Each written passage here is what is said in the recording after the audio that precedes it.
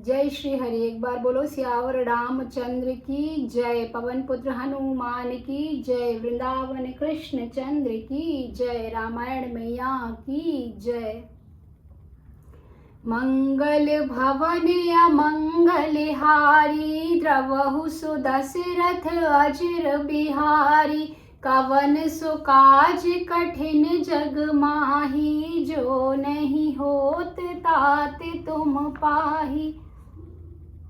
सबु प्रसंगु गिरिपति ही सुनावा, मदन दहन सुनी अति दुख पावा।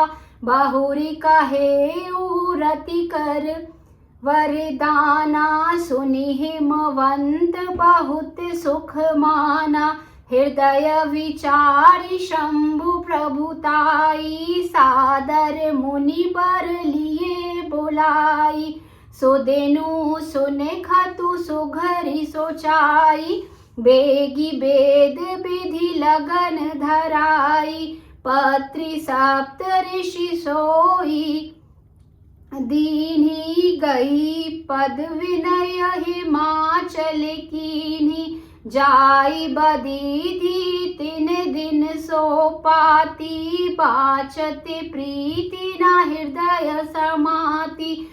लगन बाची अज सब ही सुनाई, हर्षे मुनि सब सुर समुदाय। सुमन वृष्टि नभ बाजन बाजे, मंगल कलश दसहु दिसि साजे। लगे संवारन सक सुर रामा, वाहन विविध विमान सिया रामा। होहि सगुन मंगल सुभद्रामा, करहि अपचरा गान सिया रामा।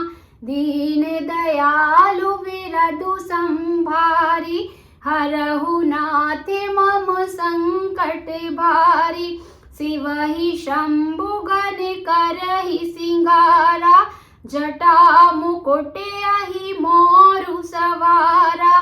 कुंडल कंकन पहिरे ब्याला, तन विभूति पट के हरी छाला।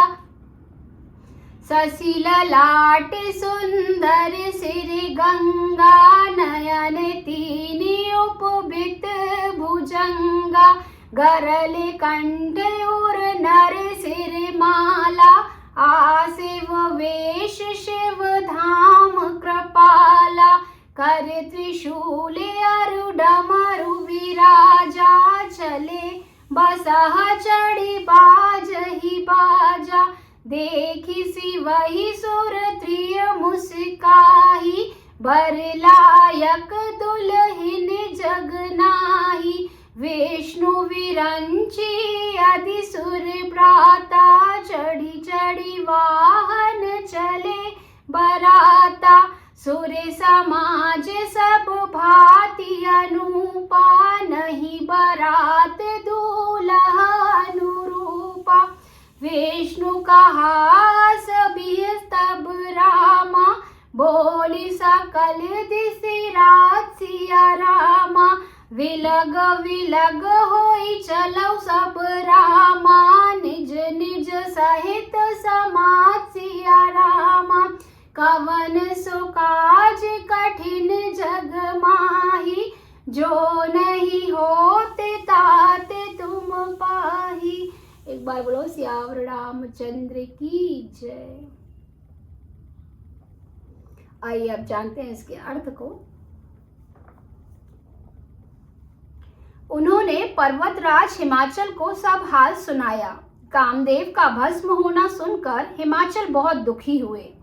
फिर मुनियों ने रति के वरदान की बात कही। उसे सुनकर हिमवान ने बहुत सुख माना। शिव जी के प्रभाव को मन में विचार कर हिमाचल ने श्रेष्ठ मुनियों को आदर पूर्वक बुला लिया और उनसे शुभ दिन, शुभ नक्षत्र और शुभ घड़ी शोधावा कर वेद की विधि के अनुसार शीघ्र ही लग्न निश्चय करवा कर लिखवा लिया। फिर हिमाचल ने यह लग्न पत्रिका सप्त ऋषियों को दे दी और चरण पकड़कर उनसे विनती की उन्होंने जाकर वह लग्न पत्री को ब्रह्मा जी को दिया। उसको पढ़ते समय उनके हृदय में प्रेम समाता ना था। ब्रह्मा जी ने लगन पढ़कर सबको सुनाया। उसे सुनकर सब मुनि और देवताओं का सारा समाज हर्षित हो गया। आकाश से फूलों की वर्षा होने लगी, बाजे बजने लगे, दशों दिशाओं में मंगल कलश सजा दिए गए। सब देवता अपने भांति भांति के वाहन और विमान सजाने लगे। कल्याणप्रद मंगल शकुन होने लगे और अप्सराएं गाने लगी। शिव जी के गण शिव जी का श्रृंगार करने लगे। जटाओं का मुकुट बनाकर उस पर सांपों का मौर सजाया गया। शिव जी ने सांपों के ही कुंडल और कंकड़ पहने, शरीर पर विभूति रमाई और वस्त्र की जगह बाघंबर लपेट लिया। शिव जी के सुंदर मस्तक पर चंद्रमा, सिर पर गंगा जी, 3 नेत्र, सांपों का जनेऊ, गले में विष और छाती पर नरमुंडों की माला थी। इस प्रकार उनका वेश अशुभ होने पर भी वे कल्याण के धाम और कृपालु हैं। एक हाथ में त्रिशूल और दूसरे हाथ में डमरू सुशोभित है। शिव जी बैल पर चढ़कर चले, बाजे बज रहे हैं।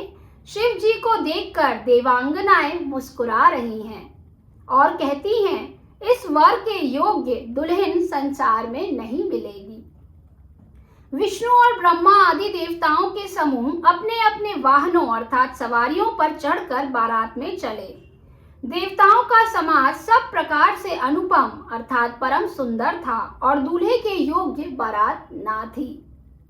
तब विष्णु भगवान ने सब दिक्पालों को बुलाकर हंसकर ऐसा कहा, सब लोग अपने अपने दल समेत अलग अलग होकर चलो। एक बार बोलो, सियावर रामचंद्र की जय, रामायण मैया की जय, महादेव शिव शंभु काशी विश्वनाथ की जय। नमः पार्वती पते हर हर महादेव। एक बार सभी जोर से बोलेंगे, जय श्री राम जय श्री राम जय श्री राम।